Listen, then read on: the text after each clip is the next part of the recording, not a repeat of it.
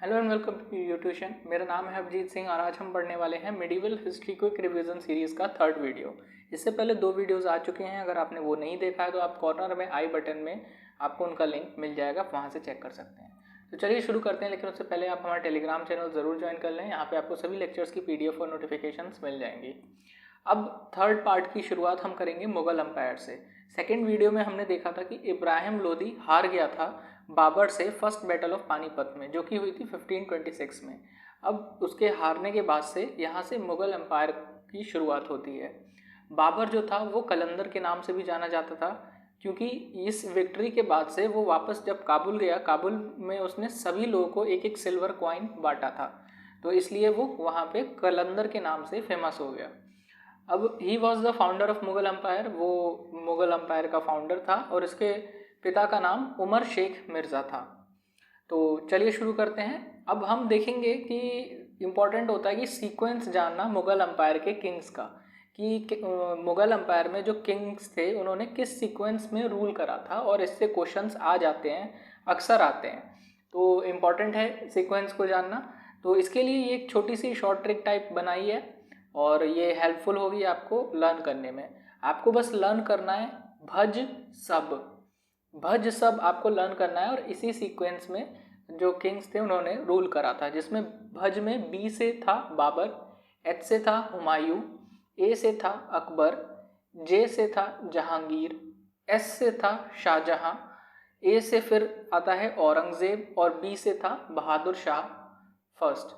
तो ये सीक्वेंस है, इसी सीक्वेंस में जो किंग्स थे उन्होंने रूल करा था और ये आपको लर्न होना ही चाहिए। इसीलिए आप भज सब याद कर रहे हैं। भज सब आप 1-2 बार बोलेंगे भज सब, तो आपको ये लर्न हो जाएगा और इससे ईजिली आपको सीक्वेंस ये याद रहेगा, हमेशा आप कभी नहीं भूलेंगे। तो देखते हैं बाबर का टाइम पीरियड देखते हैं। 1526 से 1530 तक रहा था, और जो इम्पॉर्टेंट इवेंट्स हैं बाबर के वो भी एक शॉर्ट ट्रिक से मैंने यहाँ पे दिखाए हैं। जैसे बाबर पी के चला गया, अब आपको ये याद रखना है बाबर पी के चला गया, तो इसमें बाबर से तो आपको पता लगेगा कि ये बाबर के इवेंट्स हैं।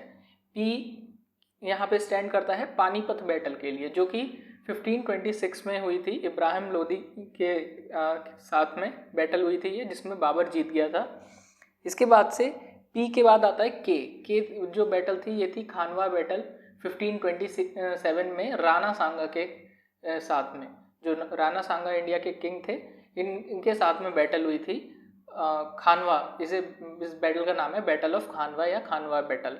अब पी के चला गया का सी जो है वो है चंदेरी बैटल के लिए, जो 1528 में हुई थी मेदनी राय से। और जो गया का जो जी है ये है घाघरा बैटल के लिए, जो हुई थी 1529 में अफगान फोर्सेस के खिलाफ। तो ये जो चारों बैटल हैं ये लाइन से हुई थी, तो आपको बस 1526 याद रखना है। तो 1526, 27, 28, 29 यानी लाइन से ये बैटल्स हुई थी, और एंड में 1530 में जो बाबर है उसकी डेथ हो जाती है। असल में उसको पॉइजन दे दिया गया था और उसकी डेथ हो गई थी। तो बाबर पी के चला गया, बस आपको इतना याद रखना है। फिर आपको जो जो उसकी इंपॉर्टेंट बैटल्स हैं, चारों बैटल्स आपको याद रहेंगे। पी के एक पानीपत, के खानवा, सी चंदेरी, और जी से गया जो है वो है घाघरा बैटल के लिए। तो ऐसे आप याद कर सकते हैं बाबर के important events. He wrote his autobiography Tuzuk E Babri in Turkish language. जो बाबर था उसने अपनी ऑटोबायोग्राफी लिखी थी तुजुक ई बाबरी, और ये जो ऑटोबायोग्राफी थी वो टर्किश लैंग्वेज में थी। Abdul Rahim translated this biography in Persian. जो अब्दुल रहीम था उसने इस बायोग्राफी को पर्शियन लैंग्वेज में ट्रांसलेट करा, और किस नाम से ट्रांसलेट करा? बाबर नामा के नाम से। तो ये तीनों पॉइंट्स बहुत इंपॉर्टेंट है। तुजुक ई बाबरी, इसमें तो आपको नाम से ही पता लग जाएगा, और तुजुक से आप टर्किश लैंग्वेज को याद कर सकते हैं। टी से तुजुक, टी से टर्किश। फिर अब्दुल रहीम जो था उसने पर्शियन में लिखी थी बाबर नामा, ये आपको ध्यान रखना है। फिर he adopted the title of Ghazi after the battle of Khanwa, यानी जो खानवा का बैटल हुआ था, जो कि ये था, और ये बहुत ही इंपॉर्टेंट बैटल था। राणा सांगा के खिलाफ बैटल करने में इसकी सेना ही तैयार नहीं थी, तो इसने गजवाए हिंद का कॉन्सेप्ट सबसे पहले लेकर के आया था। जो गजवाए हिंद है वो कॉन्सेप्ट लेके आया था। रिलीजियस एंगल लेके आया था ये अपने बैटल में, तभी ये फिर जीत पाया था। और जो काफ़ी सारी फोर्सेस इसने इकट्ठी कर ली थी बैटल के लिए। तो खानवा के बैटल में विक्ट्री हो जाने के बाद से इसने गाजी का टाइटल अपनाया था। और ही ऑल्सो कॉल्ड हिमसेल्फ बादशाह इंस्टेड ऑफ सुल्तान, यानी ये अपने आप को सुल्तान नहीं कहता था, ये अपने आप को बादशाह कहता था। तो ये भी एक इम्पॉर्टेंट पॉइंट है। After his death he was buried इन आराम बाग ऑफ आगरा।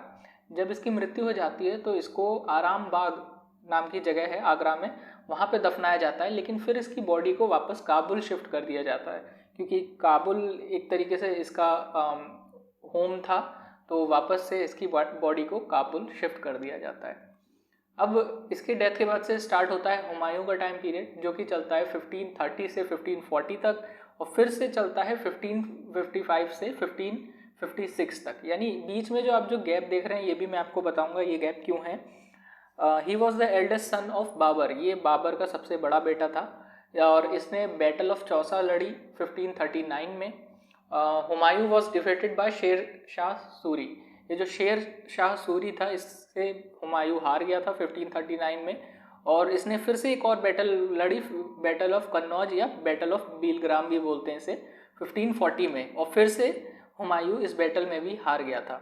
तो उसके बाद से 1540 के बाद से 1555 में, यानी 15 साल के बाद से, जो हुमायूं था उसका 15 साल का एग्जाइल था, यानी वो भाग के रह रहा था। और 15 साल के बाद से उसने फिर से बैटल लड़ी 1555 में, और बैरम खान की मदद से वो ये बैटल जीत जाता है शेर शाह सूरी से।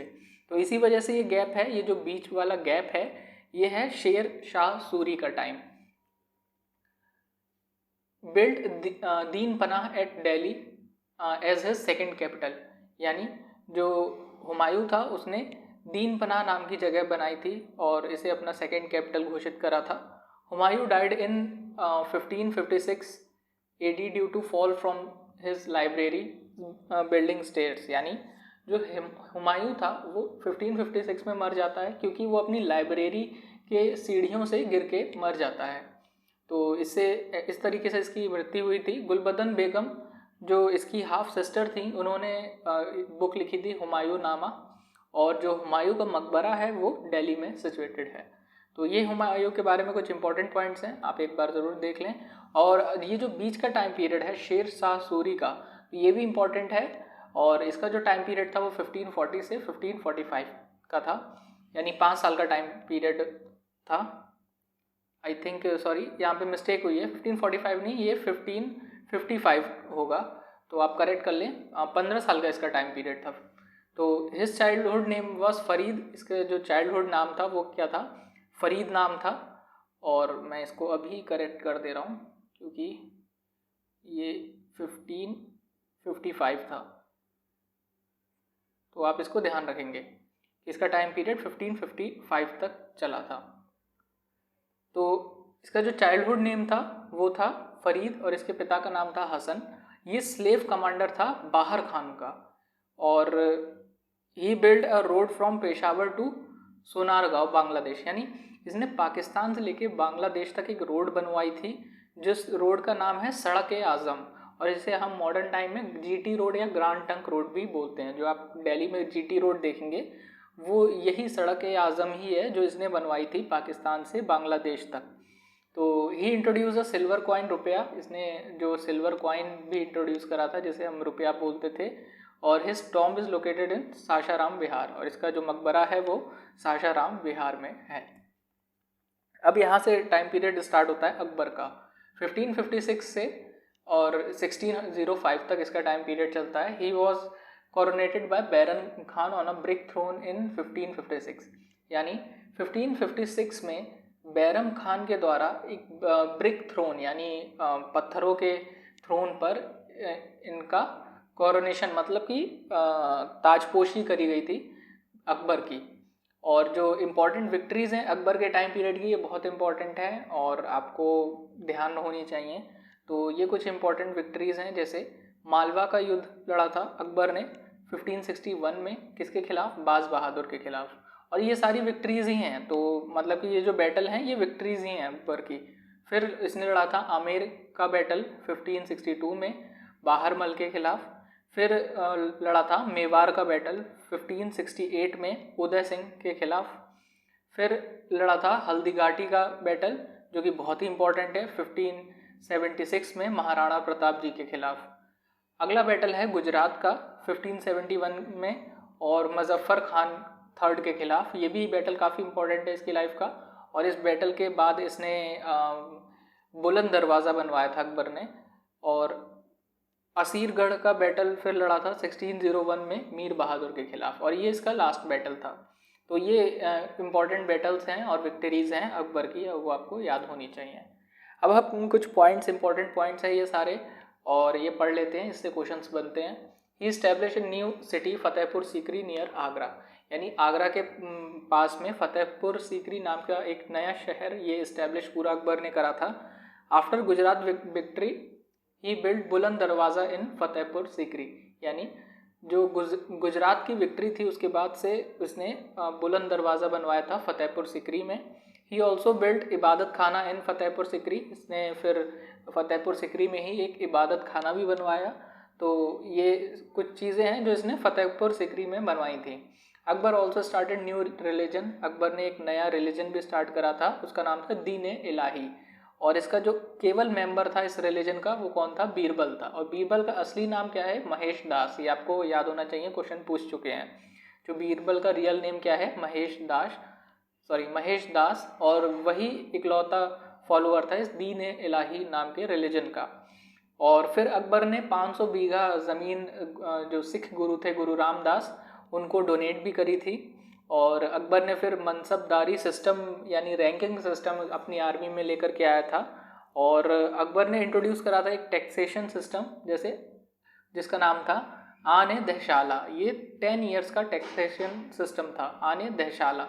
तो आने दहशाला किसने इंट्रोड्यूस करा था, ये क्वेश्चन आ जाता है, तो आपको ध्यान होना चाहिए कि ये अकबर ने इंट्रोड्यूस करा था।